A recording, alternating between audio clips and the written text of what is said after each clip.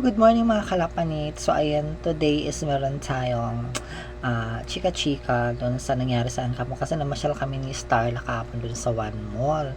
So ang nangyari, ay nako, imbis first time niya talagang namasyal, kukwento ko muna sa inyo guys mamaya after ko na ito maglagay ng itong sunscreen natin. Kasi hindi pa ako naglagay talaga as in talaga.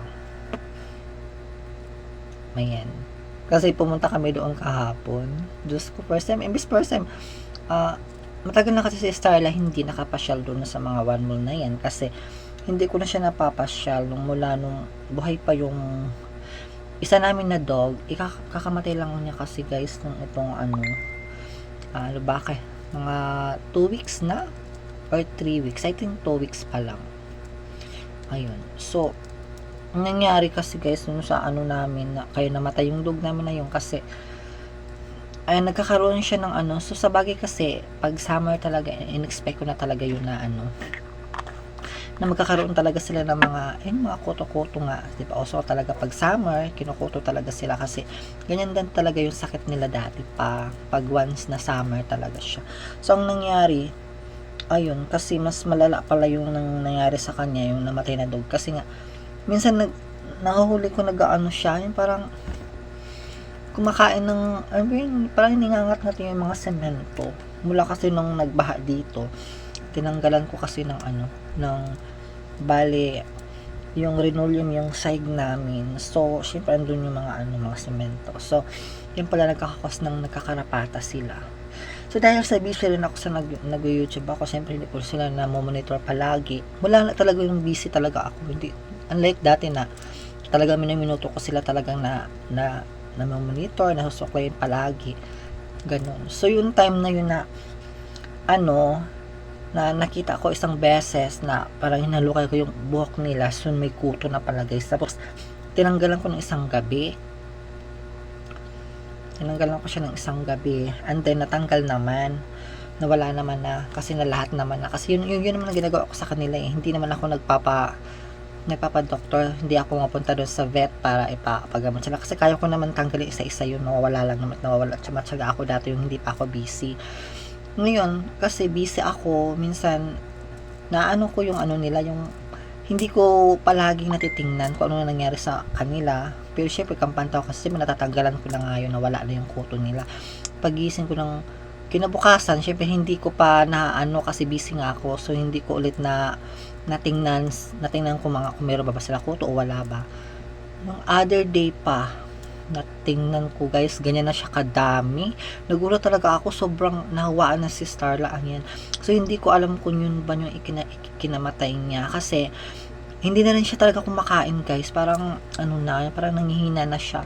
Parang hindi ko alam kung namimili ba siya ng pagkain or ano na ba nangyayari sa kanya kasi nga di ba ayaw na talaga niyang kumain. So kahit anong ulam na samantalang dati naman ang takaw-takaw naman niya sa pagkain, kahit anong pagkain pinapakain naman sa kanya, kumakain naman.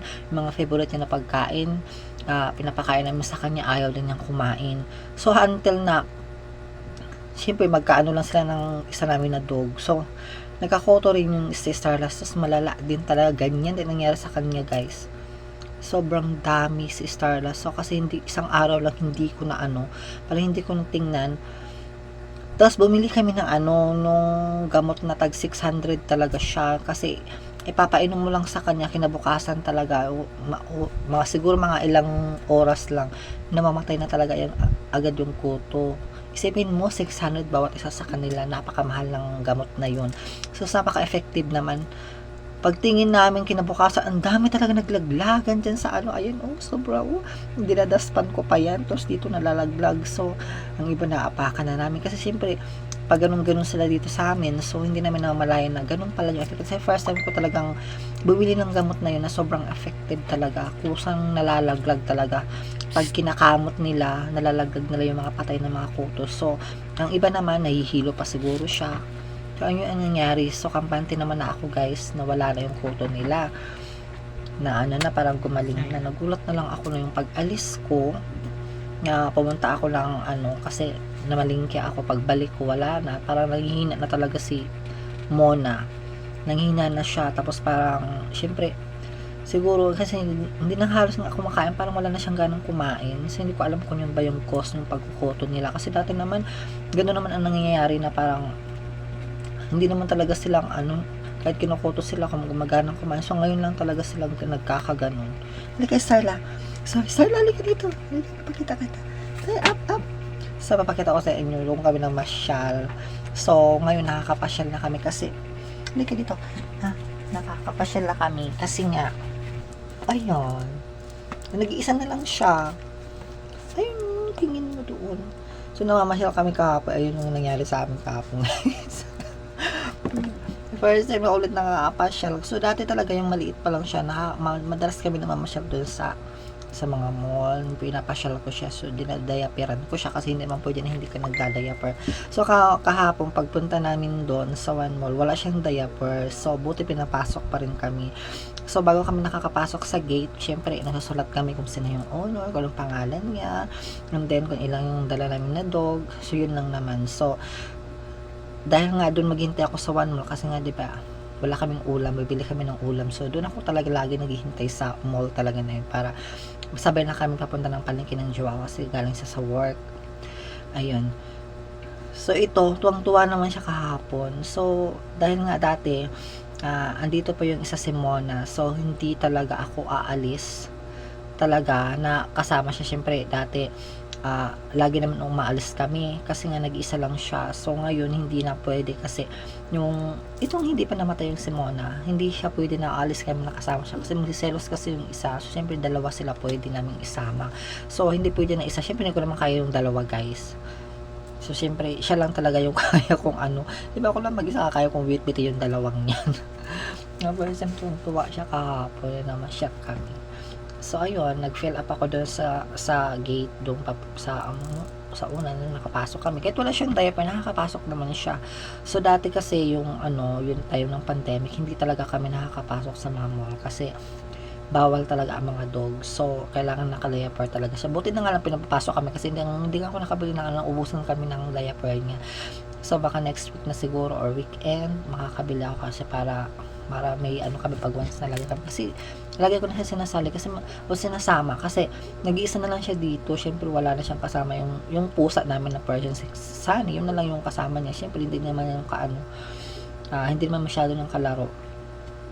Kaya yung nag-ano kahapon, parang nag-ayos ako kasi aalis na ako. Parang hindi ko talaga wala akong balak na dalhin siya.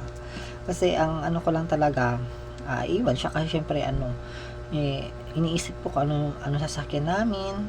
So ang ginawa ko is papunta lang sa unahan. Naglakad lang kami, kinakarga ko lang siya pag may mga dogs kasi natatakot ako pag may mga nasa lubong ng mga aso kasi baka mamaya kagatin siya. So kinakarga ko na lang siya pag may mga dog. Pero kung kami lang talaga, lakad-lakad lang talaga siya, lakad-lakad lang siya. And then siyempre hindi na antok siya.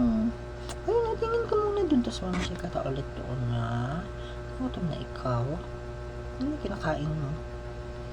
Wala pa naman weekend pa tayo makabili ng ulam mo.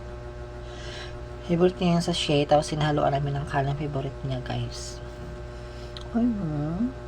So, dati hindi ko talaga siya nasasama kaya namimiss na talaga yung gala-gala. So, ngayon, talaga nagsawa siya sa galaan, guys. Napagod siya. Doon kami sa fast food. Bumili lang ako doon ng drinks ko kasi nauhaw na ako. Yun lang. Wala naman siya pwedeng makain doon. Ngayon na siya nakababa lang siya. Hindi ko makanta ako kasi may video okay na, may karaoke naman. Doon ako lagi nagtatambay pag once na hinihintay ko yung jowa ko doon. So, doon talaga ako lagi naghihintay. So, dahil nga kahapon nagmamadali ako kasi yung song ko ayun na, isa ako nang sunod. Tapos timing na ando na rin yung babe ko sa labas. Sabi niya, nasaan ka naman, nagagalit na nga siya. Ganyan naman, mainipin kasi yan. Sabi ko, hintayin ko lang yung isang kanta ko, sayang naman yung bayad ko. Yung kinanta ko kalahati lang yung nakanta ko dun sa hindi pa nga ako nakapag-video kasi nagmamadali na nga ako. So, ayun lang. Parang sinishare ko lang sa inyo na talagang tuwang-tuwa talaga siya na nakapasyal siya. Kasi, so ngayon, lagi na siya pag every weekend na lang namin siya sinasama or lagi pag umaalis ako, sinasama ko na lang siya palagi. Ayan, sasama ko na lang siya kasi pag once na yung parang may hindi maulan kasi kahapon, guys, imbes first time niya talagang nakagala. Umulan pa talaga, basang-basa talaga kami.